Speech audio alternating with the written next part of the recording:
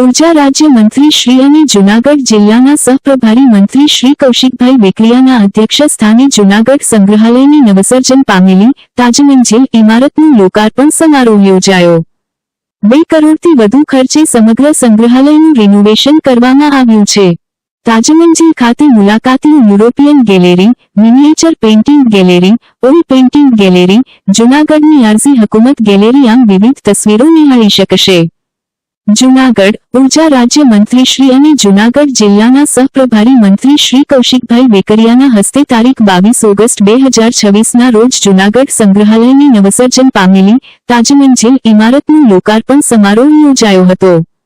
આશરે છેલ્લા 1 વર્ષથી જૂનાગઢ સંગ્રહાલય રિનોવેશનના કારણે બંધ હતું। તારીખ 22 ઓગસ્ટથી સરદાર બાગ, રાણી લક્ષ્મીબાઈ ચોક, જૂનાગઢ શહેર ખાતે સ્થિત આ ઐતિહાસિક સંગ્રહાલય ફરીથી સર્વે જાહેર જનતા માટે પુનઃ ખુલ્લું મૂકવામાં આવ્યું છે। અત્રે ઉલ્લેખનીય છે કે આ રિનોવેશનનો કુલ ખર્ચ રૂ.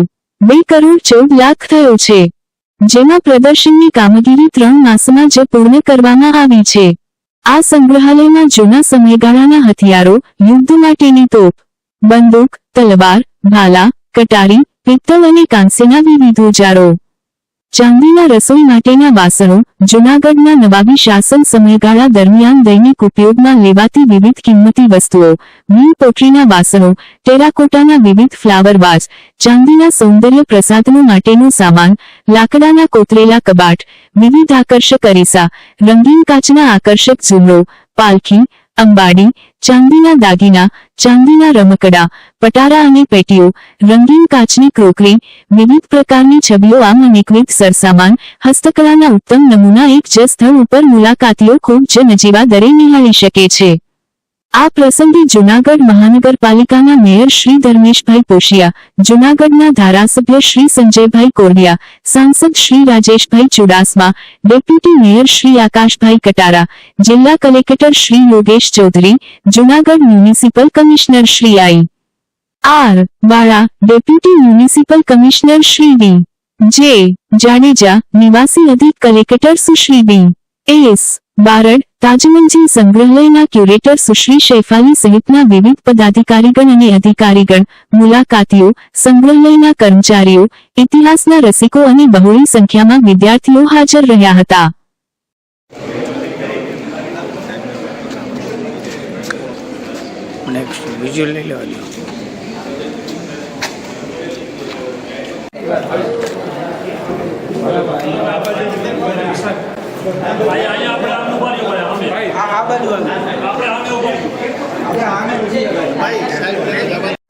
माता की भारत माता की वंदे वंदे।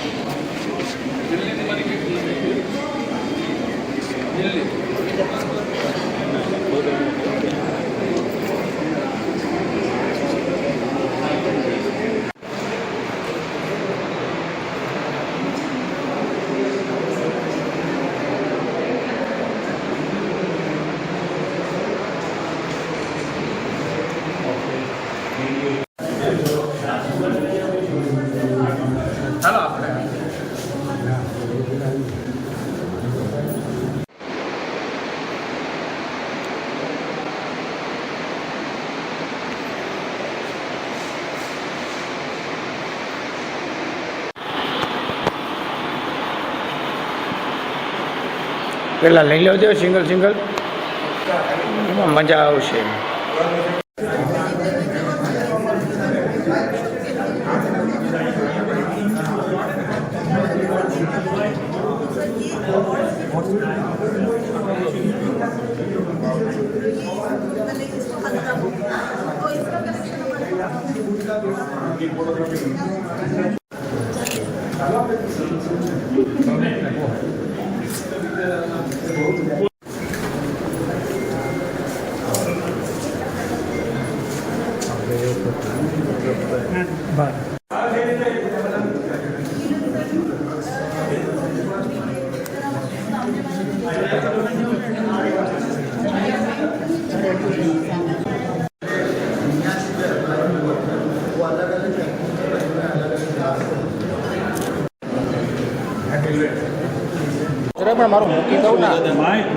આજે રમતગમત અને સાંસ્કૃતિક વિભાગ હસ્તકનું આ જુનાગઢ મ્યુઝિયમનું રિનોવેટ થયું છે, એમનું ફરીથી લોકાર્પણ આદરણીય સહપ્રભારી મંત્રી કૌશિકભાઈ વેકરિયાના વરદ હસ્તે કરવામાં આવ્યું છે.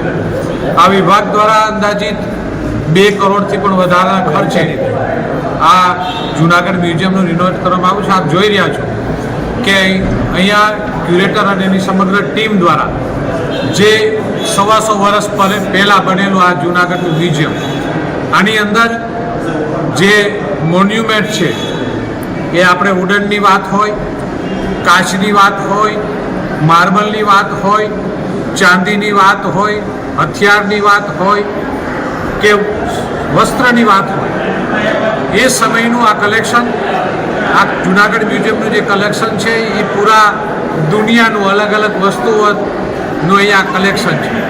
આપ એ વખતના સમયની જે કારીગરી, જે કલા હતી એ આપ દુનિયાની કલા આ એક જગ્યાએ જોઈ શકો છો. અને આ મ્યુઝિયમ આ બધા કલેક્શનો માટેનું ભારત દેશનું સૌથી શ્રેષ્ઠ મ્યુઝિયમ આ જુનાગઢ મ્યુઝિયમ છે. અને ગુજરાતની અંદર તો આ ગૌરવ કહેવાય આ મ્યુઝિયમ જે રીતે છે. તો મારે વિનંતી છે કે આજના દિવસે આ મ્યુઝિયમ ફરીથી લોકો માટે ખુલ્લું મૂકવાનું છે.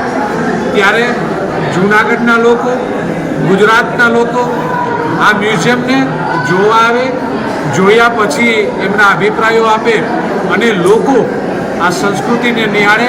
અને વિદ્યાર્થીઓ તો ખાસ આવે, કારણ કે આ જે કલા છે એ ખૂબ મોટી આ મ્યુઝિયમ દ્વારા એક નવી વિચારસરણી, એક નવો વિચાર અને નવી ટેકનોલોજી, જે મશીનરી નથી ત્યારે એમની જે કારીગરોની કલા હતી એ કલા અહીંયા દેખાડી અને એમની પ્રદર્શિત થાય છે. ખૂબ સરસ રીતે ડિટેલિંગ સાથે એક એક વસ્તુનું ડિટેલિંગ પણ કરવામાં આવ્યું છે, બ્રીફ પણ કરવામાં આવ્યું છે. તો બધા લોકો આ મ્યુઝિયમ જોવા આવે, સૌને વિનંતી છે.